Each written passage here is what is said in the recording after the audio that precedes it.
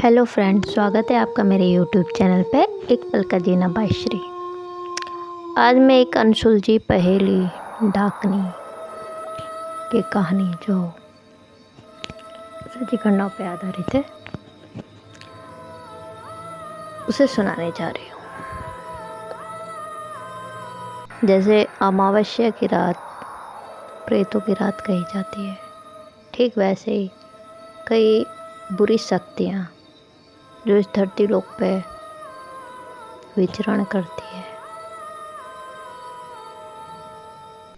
और अपना होने का कभी कभी एहसास करा देती है। और तब जब हम उनके एरिया में हो, एरिया मतलब जो उनकी सीमा रेखा होती है। जैसे हमारे बॉर्डर, हम किसी और बॉर्डर पे जाए तो वो हम पे अटैक करते हैं, सेम वही चीज़। तो चलिए कहानी शुरू होती है। एक हरी भरी पहाड़ी जिसके तीन तरफ नदी की धारा बह रही है, बस केवल एक दिशा जो सुरक्षित है। उसके कदम अचानक जंगल की ओर बढ़ने लगे। अपने हल्के कदमों से वो परिवार की खोज कर रहा है, परंतु कोई कहीं नजर नहीं आ रहा। वो कुछ सबूतों को खोज रहा है जिससे ये अंदाज़ा लगाया जा सके आखिर उसके परिवार के सभी लोग कहाँ गायब हुए। धीरे धीरे वो उत्तर की ओर बढ़ा। तभी उसकी दृष्टि एक रहस्यमयी पथ चिन्ह पर पड़ी जो जंगल की ओर जा रही थी। उस पथ चिन्ह की उंगलियां कुछ अलग थी, पूरी तरह मनुष्य पथ चिन्ह ही था, बस उसकी दिशा उल्टी थी। मतलब वो पथ चिन्ह एड़ी के सहारे आगे बढ़ रहा था, धीरे धीरे उस पथ चिन्ह का पीछा कर रहा था।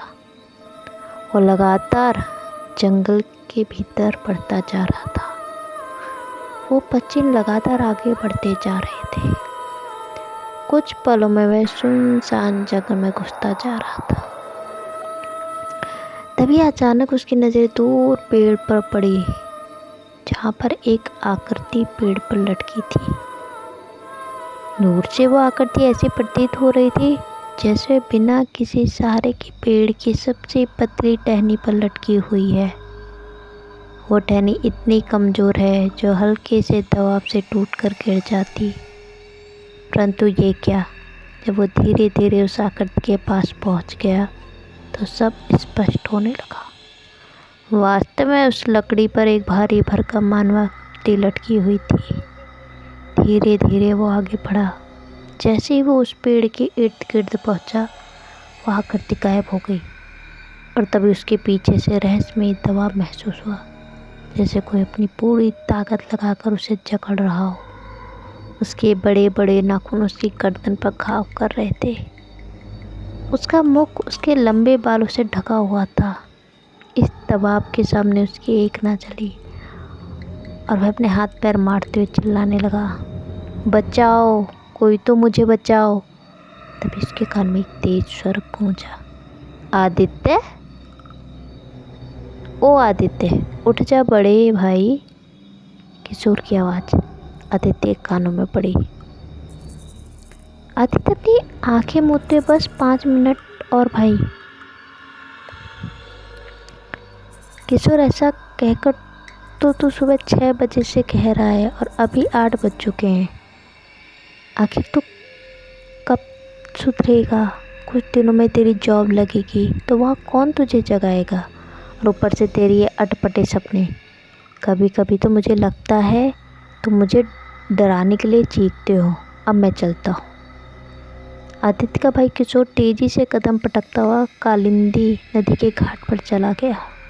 कुछ देर बाद आदित्य भी अपनी जगह से उठ खड़ा हुआ और कुछ गहन चिंतन करने लगा। ये इतने अजीब सपने क्यों मेरे पीछे लगे रहते हैं? इनका मतलब क्या है? ये भी पता चल सकता तो कितना अच्छा होता। ऐसा कहकर वो उठ खड़ा हुआ और धीरे धीरे अपने रोज़मर्रा के कार्य में करने लगा। तभी अचानक उसके कमरे के दरवाजे पर कुछ कदमों की आहट हुई। उस दरवाजे की ओर गया। ने द्वार खोला तो सामने पोस्टमैन अपने हाथ में पत्र लिए खड़ा था। डाकिया किशोर जी है क्या? उनके नाम से पत्र आया है, क्या तुम उसे बुलाओगे? आदित्य, वो तो अभी बाहर गए हैं। डाकिया, कोई बात नहीं, आप इस पत्र को रिसीव कर लीजिए। आदित्य, ठीक है। आदित्य ने डाकिया से वो पत्र रिसीव किया और उसे टेबल पर यूं ही छोड़ दिया। किशोर घर आया तो उसने उस पत्र को देखा तो उसका चेहरा खिल उठा। इतने वर्षों की मेहनत के बाद उसका चयन सरकारी सेवा में हो गया था, और वो भी सबसे आरामदायक सर्विस, वन उपेक्षाधिकारी के रूप में। ये बात उसने आदित्य को बताई तो उसका चेहरा भी खिल उठा और उसने कहा, भाई आपकी पोस्टिंग किस जगह हुई है? किशोर ने कहा, मेरी पोस्टिंग हुई है सुंदरवन में। आदित्य, वो तो बहुत खतरनाक जंगल है, वहाँ बंगाली टाइगर का राज है। वो कहाँ कब किस पर कैसे हमला करे यह तो किसी को नहीं मालूम। किशोर, जॉब तो करनी ही होगी मुझको। आदित्य, ठीक है, पर मैं आपको अकेले नहीं जाने दूंगा। किशोर, नहीं नहीं, वहाँ बहुत खतरा है भाई, मैं तुम्हें मम्मी पापा के पास भेज दूंगा। आदित्य, ये तो गलत बात है भाई, वहाँ पिताजी को मैं सब कुछ बता दूंगा, पर मैं तुम्हारे साथ ही चलूँगा। किशोर, ठीक है, पैकिंग कर लो, सुंदरवन जाने से पहले हमें गांव जाना है, उसकी तैयारी कर लो। कल सुबह ही हम गांव के लिए निकल जाएंगे। अगली सुबह वे दोनों भाई तेजी से अपने गांव की ओर गाड़ी लेकर निकल पड़े। परंतु ये क्या, अब इन्होंने चलना शुरू नहीं किया था, उनके साथ कुछ ऐसी घटनाएं घटने लगी जो उनके मार्ग की बाधा बन गई थी। एकाएक जोरदार आवाज़ हुई और उसकी गाड़ी के टायर रुक गई, हवा निकल गई और वे पेड़ से टकराते टकराते बचे। अगर आपको ये कहानी पसंद आती है तो please like share and subscribe करें, और जो मेरे चैनल पर नए विजिट कर रहे हैं उनसे हम्बल रिक्वेस्ट है कि कहानी को एंजॉय करें और अपना सपोर्ट दें। इसका आगे का पार्ट मैं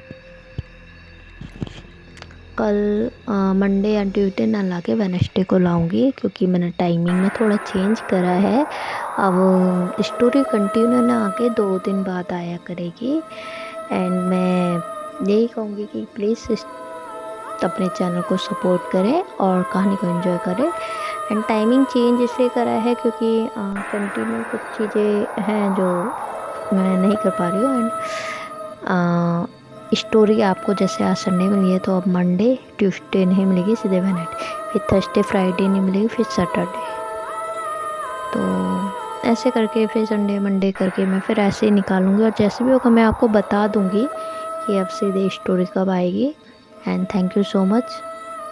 और ये जो कहानी है मैं कोई अंधविश्वास फैलाने के लिए नहीं कर रही हूँ, ये किसी के साथ घटी हुई घटनाएं हैं।